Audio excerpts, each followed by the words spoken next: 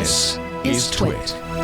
Wednesday, which was yesterday in our current timeline. Yes. I can't speak for those other timelines. Right. Who knows? It's messy. Yeah, it does. Yeah. YouTube put out a blog post talking about an update to their harassment policy. The company has faced a lot of scrutiny, I think particularly in this last year, like many online platforms, it seems, for not handling harassment very well. There was, I think it was Carlos Maza, who was harassed over the course of time, targeted harassment, and faced some very nasty things happening to him, including being doxxed and horrible things said about him, et cetera, et cetera. The list goes on. And that was kind of one of the more publicized versions. But YouTube has historically not done a very good job with this in general.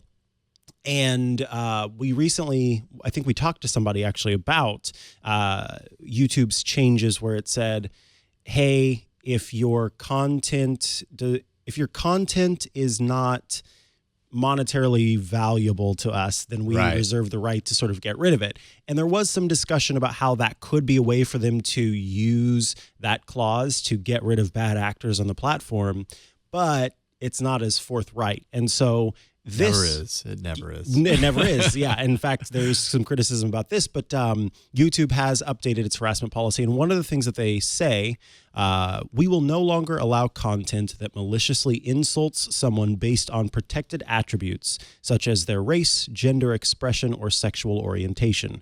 This applies to everyone from private individuals to YouTube creators to public officials. Good. That's solid. It sounds good. Yeah. And this, they call this a stronger stance against threats and personal attacks, as well as consequences for a pattern of harassing behavior. So if creators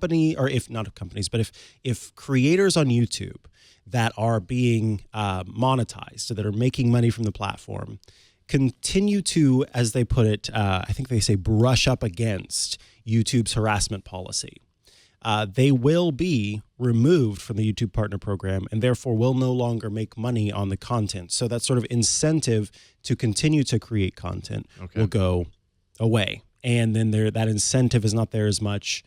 And in theory, that makes them not want to continue to do it. That's the part where it's kind of like, does it do anything? They'll continue to do it. Yeah. And then, of course, addressing toxic comments, which... if there's one platform where you never read the comments and you've never read the comments, or you have always been told to never read the comments, it's YouTube, which tells me that they didn't get this right from the beginning. They continue to not get it right.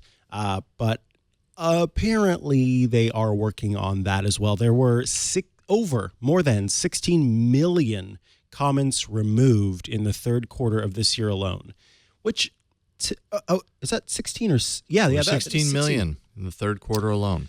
Which there are 16 million comments that are violating YouTube's policies. Yeah. I hope that there aren't 16 million, or even half of that. There aren't 8 million people out there that are leaving horrible, mean comments on people's posts, and that some of those are just sort of spam bots and ad bots, because that just kind of breaks my heart that there's that much mean stuff being put out into the world. That's a huge number. Yeah.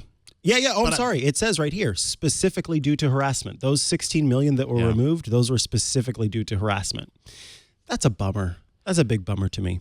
Yeah, that's insanity, that number. And just the problem, I mean, it's not obviously it's not easy. No. YouTube's been struggling with this for years, and it's all about numbers. The amount of people that are hitting these sites, YouTube sites specifically, the fact that you can basically say anything, have it be seen by anyone, and based on those sheer numbers, it's so easy to hide in plain sight. You know what I mean?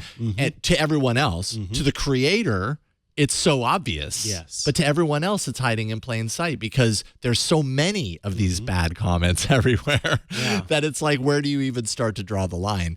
I'm curious to know how, I applaud YouTube for continuing to kind of write this language into how, their terms of service and to correct the platform. I feel like it's long overdue. like toxic YouTube comments as just one example has been there for so long. Yes.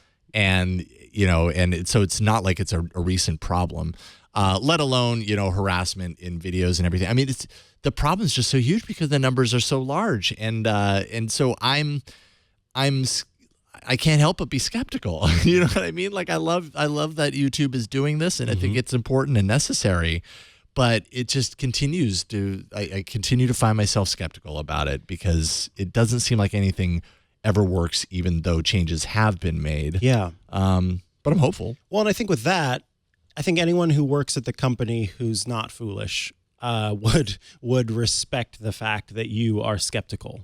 You know what I mean? Because we've seen time and time again, getting hopeful about the changes actually happening, then we get sort of slapped in the face and it doesn't end up working. Right. And so one would hope that they would understand your skepticism and that they are working to prove you wrong. Yeah, one would hope. Or increase your hope that it will actually change. Because, right now, it is a toxic garbage fire in the comments. And like you said, we've had this, I can remember, I don't know, as long as I've ever looked at videos on YouTube, someone was saying somewhere, never read the comments, never read the comments.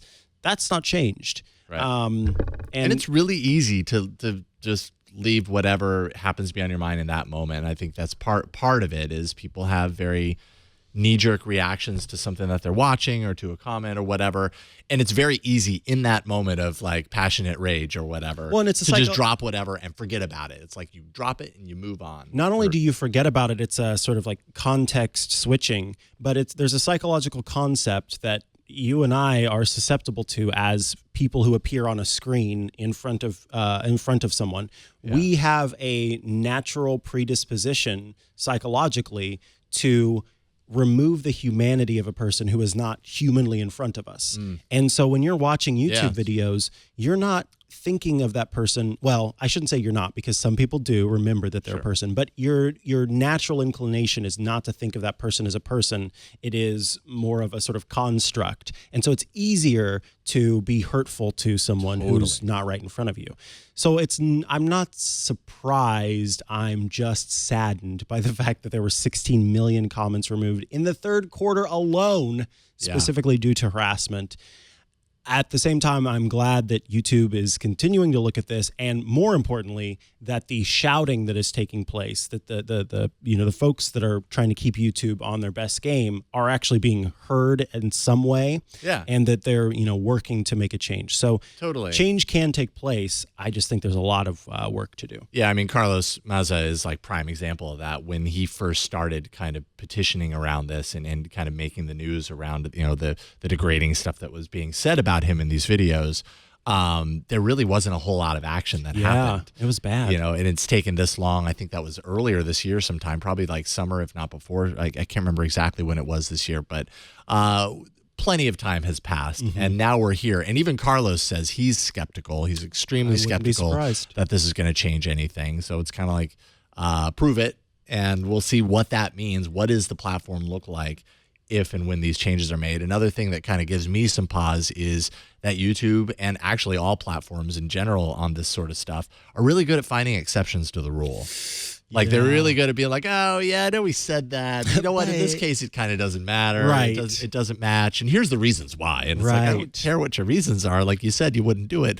And yet here we are again, because it's, and they do specify public officials. So great. That's awesome, because I think other platforms aren't willing to go there. Right. But I have to imagine there's going to be some shades of gray with this. Oh, of course. That's just the way it goes. Probably more than 50. Yeah, probably 51 at least. 51 shades of gray. Yeah. So, anyways, we'll definitely cross our fingers and hope this turns into a better YouTube. It's all we can do. It's all we can do. Dang it.